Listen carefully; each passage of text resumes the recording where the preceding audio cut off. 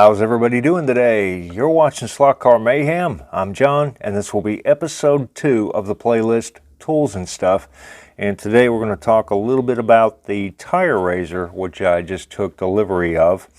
And it's a great little unit, and don't worry, I'm not going to sit there and show you how to true a set of tires. There's a ton of videos out there on YouTube that show you how to do this, and I'm not going to waste your time or mine by showing you how to true a set of tires unless you want to see how I do it. In that case, I'll show you what I do with a car when I get a new car and how I put all this stuff together and make it all work. But right now what we're going to do, I'm going to go through the tool itself, some of the hints and tips that I've picked up using it. I've trued several sets of tires with it already, and I found some little tricks that may help, and some things that you may need to be aware of that you may not find on a lot of the other videos. So let's go through some of this and we'll take a look and see what we have. Okay, so when we order our tire raiser, what does it come with? Well, it comes with everything that you see here. Of course, it does not come with wiring attached. I went ahead and I soldered in my own wiring. We'll get to that in a minute. This screw here usually comes detached, and all you have to do is screw that in, and that pretty much takes care of the assembly of the unit itself. It comes with the tire raiser, of course. You've got a sanding plate with what feels to be about 220, 320, something like that, grit paper attached to it. It's got the pulley for the axle. It has the hex key for the pulley here, and it comes with 2 drive belts, one of them of course being a spare, and I'll put the spare belt back into my box so I don't lose it. Okay, and that's pretty much everything it comes with. A couple little tips here that we want to pay attention to. Number 1, avoid the temptation to lubricate the back of your sanding plate or the trough. Yeah, if you put a couple drops of oil on here, it's going to glide super easy, but in short order it's going to start getting very draggy and a little harder to move. So just keep it clean and dry, and it'll slide just the way you want it to without any issue whatsoever. And it's easier to clean. You're not having the oil attract dust and tire shavings. Other than that, it works just fine as it is. There's no need to lubricate these mating surfaces here. It works better without it. Another thing, let's talk about wiring. When you attach your wiring, and we're going to talk about direction of rotation. If we look right here, we can see a little red dot, and that's what I assumed was indicative of this is the positive lead, and that's the way I wired it up. And what that gives me is that gives me a direction of rotation this way for my tires and axles. Let's use an old axle set here. I'll show you what I'm talking about. And what that gives me is this direction of rotation like this. And that's kind of what I'm after, because if I'm sanding a radius on the edge of the tire, the corner of the tire, I've got the tire working against the tool. I don't have the tire coming into the tool, forcing it to chatter and jump around. You've got much more control if you have the correct direction of rotation. And another thing that will do is that will tend to, since the bottom of the tire is coming this direction, you tend to build up your rubber on the outside of the machine. I'm not coating the machine in rubber, and most of the rubber is coming out this way, and it's a little easier to go ahead and keep things clean. And that's important. As we're sanding our tires, we're going to start getting a buildup on this edge of rubber, and we do want to make sure that we keep that under control. And in order to keep it clean, when I stop to check my tire, I will just simply take an old toothbrush and I'll brush off the tire residue, and I'm ready to proceed. So that's another little tip, is make sure you have an old toothbrush to keep your sanding pad as free as you can of rubber residue. Okay, let's talk about axle centering for a minute. And something you see on a lot of the videos is they tend to show either a front axle with no crown gear or they show an axle like a Skeletrix using a spur gear on one of the ends, and they just use the machine as it is, and it works great just like that.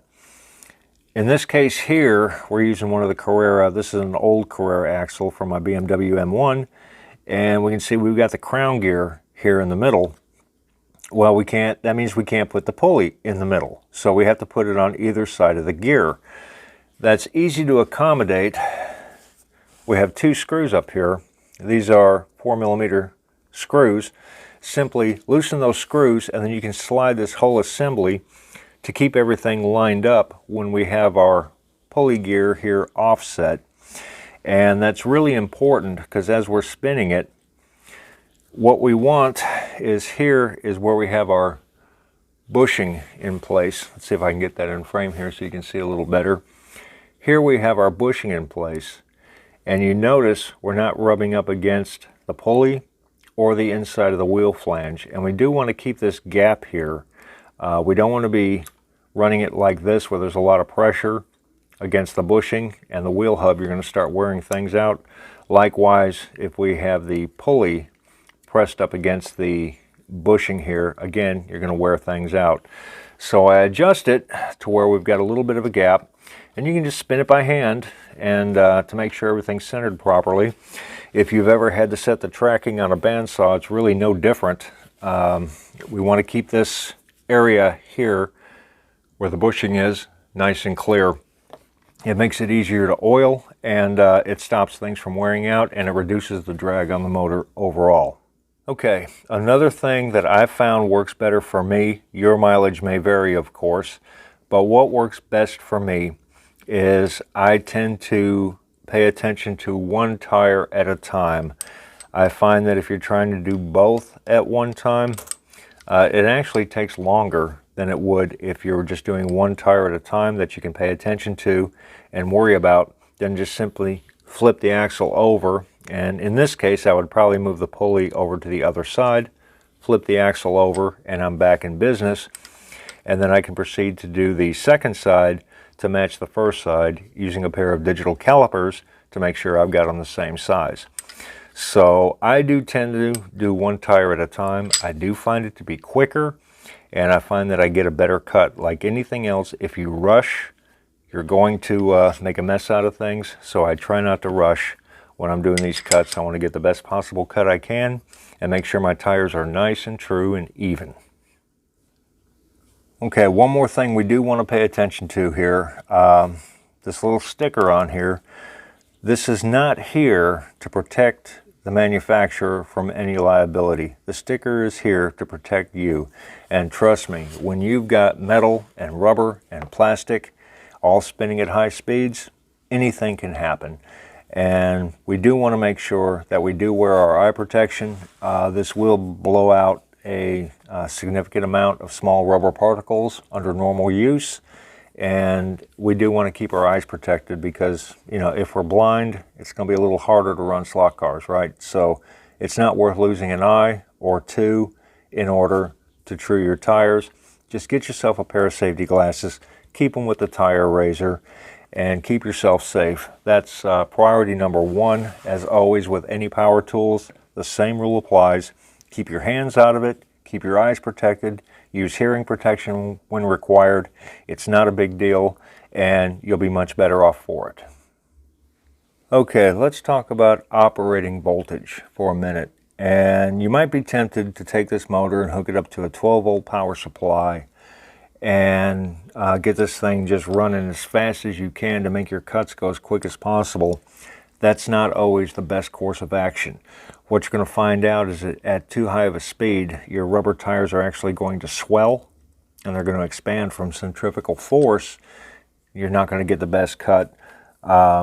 Likewise, the tire itself is going to heat up considerably when you're doing your cutting, thus turning things into gum. Again, you're not going to get a good cut. You're going to pretty much damage the tire. You may even ruin it at that point.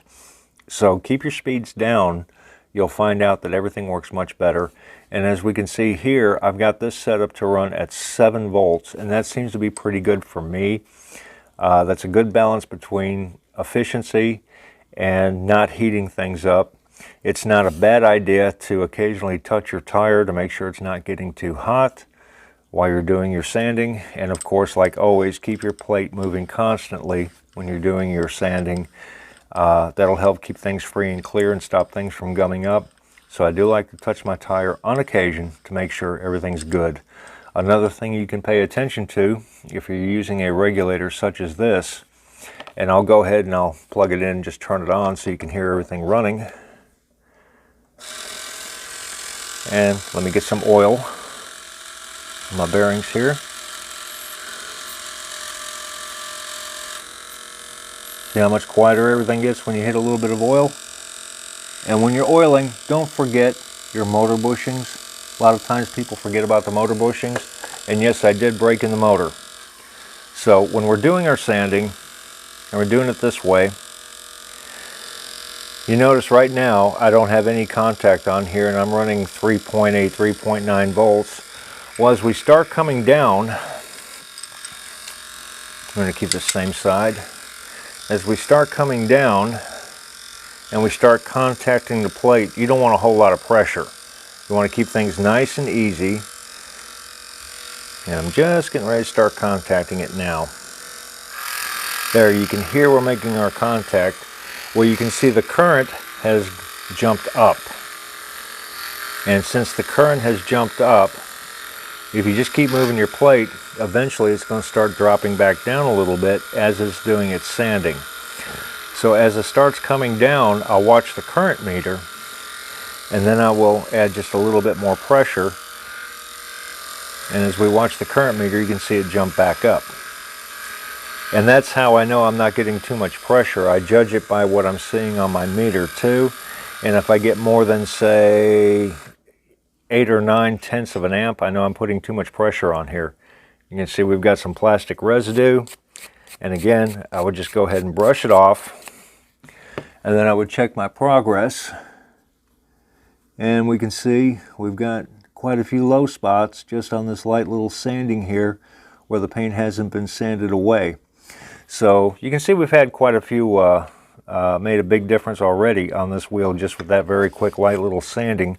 And of course you'd want to fill in your divots with super glue, file them down, and go ahead and get these wheels trued up to where they're true, and then you can proceed with truing the tires. So 7 volts seems to be a good value for running and doing your sanding. Does a good job without heating things up unnecessarily. Another thing I would recommend, even on new, if you're doing new, you got a brand new car out of the box, you want to true everything up really nice, make sure you glue your tires to the rims. And I've always done this. I found out that it prevents a lot of expansion, especially with the stock Carrera tires. They're going to expand over time. Gluing the tires helps keep a lot of that in check, and you find out that your tires won't expand nearly as much as they would without the adhesive. And if your tires do expand without glue, you're going to find it's very difficult to glue them on at that point because they're not themselves have a physical attachment to the tire or the wheel. So glue them on when the car's new and you'll be much better off for it. And I would highly recommend that also if you're going to true your tires. And for gluing my tires to the wheels, I just use simple clear nail polish. I find it's a inexpensive, easy to use method of doing that, and it's a great balance between keeping the tires on the rim and allowing to remove the tire and change them up with a simple little tiny bit of acetone. You can clean up any residue, install a new set of tires, glue them back on, and you're ready to true and you're back in business. So my personal choice for gluing tires to the rim, especially on the stock Carrera or anything like that, the plastic wheels, is simple clear nail polish. Works good for me. Okay, we've used the machine and now we want to clean things up, right? Okay, so we've used it, we've done 3 sets of it, and now we're ready to clean the machine up. The first thing I always do, of course, make sure it's disconnected from power. You don't want this thing kicking off on you while you're working. One thing I always do is I unscrew the knob just to make sure it's nice and loose, and we have springs underneath here, and I don't want to keep pressure on the springs, holding them down. I prefer to leave them at rest like they are here, so I just simply take up the excess or remove any excess pressure on here and make sure this is free spinning.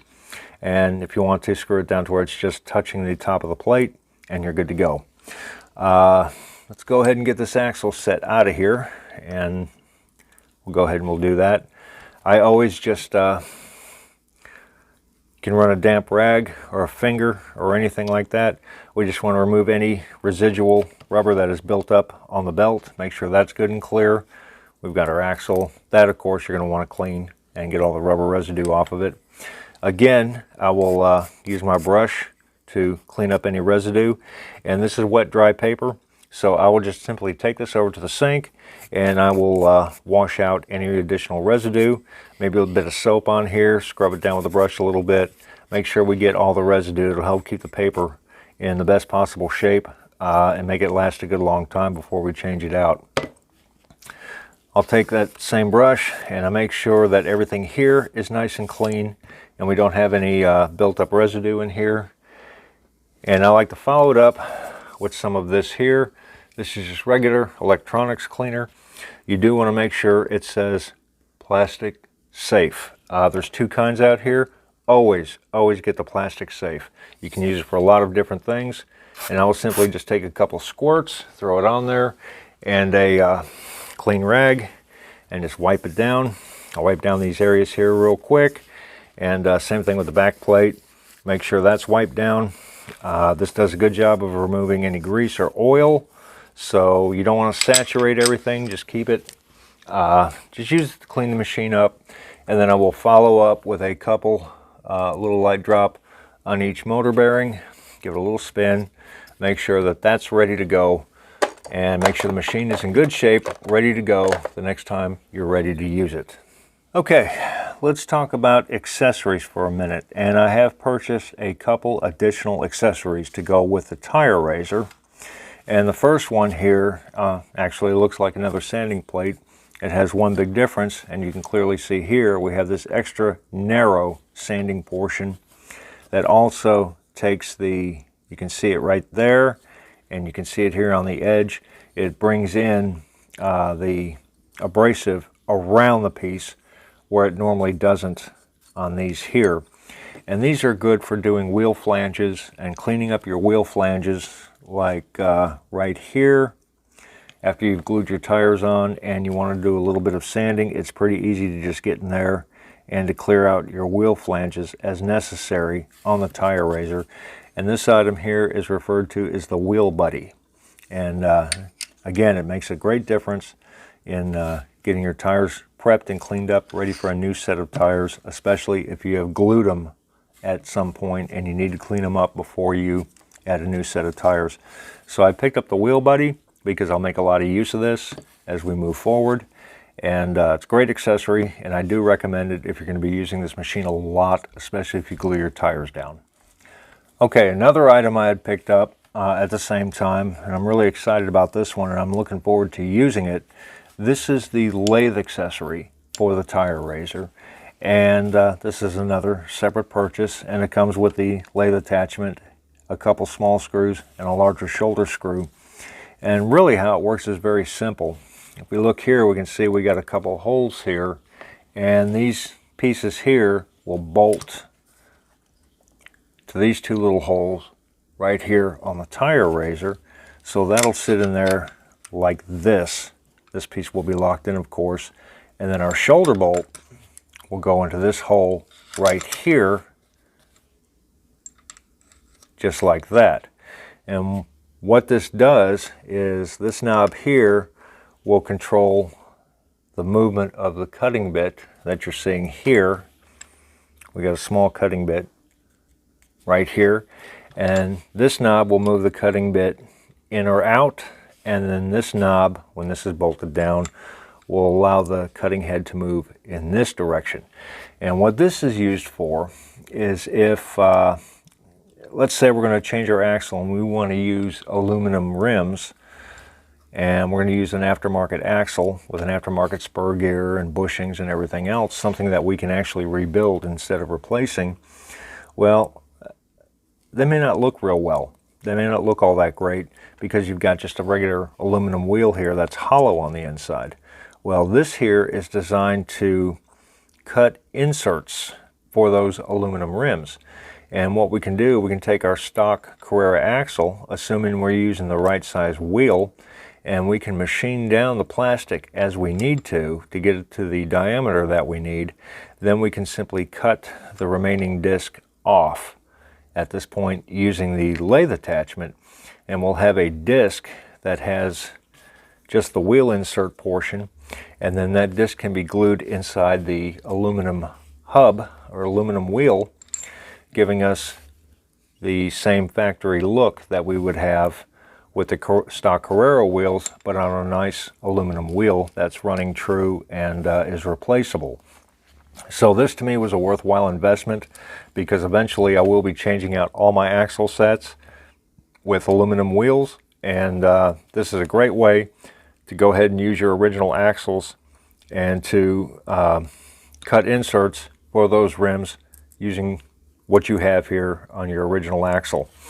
That being said, this axle, the only reason why I've replaced this axle is actually these bushings here are still in good shape, the wheels are still in good shape, but the gear has worn to a point where I'm not happy with it anymore, which is why I replaced it. And these wheels are pressed on, I believe the ends here are knurled, and yeah, you can remove these wheels if you pull and twist, but you're going to enlarge the hole and you'll have to glue the wheels back in place, and they're not going to run true anymore. Chances of getting them back on correctly and straight are not very good. And also this gear, you really can't buy these gears. You'd have to replace it with an aftermarket gear anyway. And I said, why go through the bother of the press-on wheels when I can just get aluminum wheels and cut the inserts out if I have to tear everything apart to replace bushings and the crown gear.